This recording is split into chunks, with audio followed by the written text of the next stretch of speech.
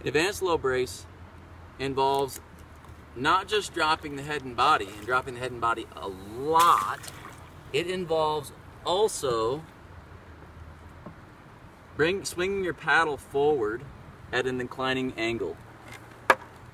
Notice how my paddle can be flat, same angle as the top of the water, parallel, or the paddle can be tipped. That's an inclining angle. If I have a declining angle, I'm going to dive down. If I have an inclining angle, I'm going to ride on top of the water. I don't want to be braking with the water. It's not perpendicular to the water, it's just slightly inclined. So it's dropping my head and my body, and also not just leaving it as a beaver tail slap, but bringing it forward in an inclining angle. So it stays up on the surface or comes to the surface and continues a little brace. Now, your paddle's coming forward in an inclining angle.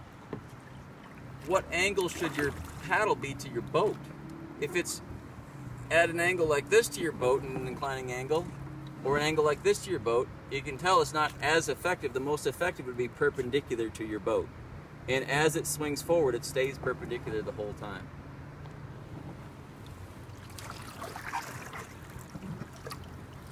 The last thing that makes an advanced low brace is that not only does your head drop, but as you come up, your head starts at this gunnel. Usually like right about where that screw enters on your thwart.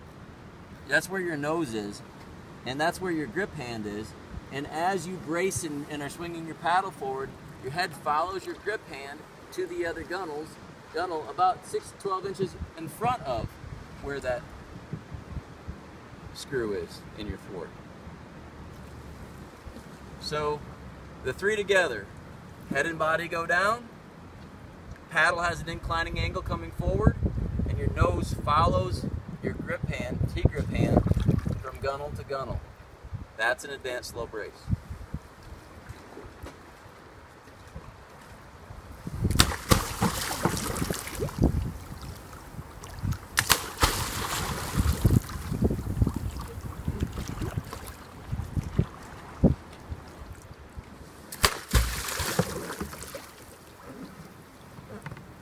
I think at this point you can see there's a big difference between a beginner low brace and an advanced low brace.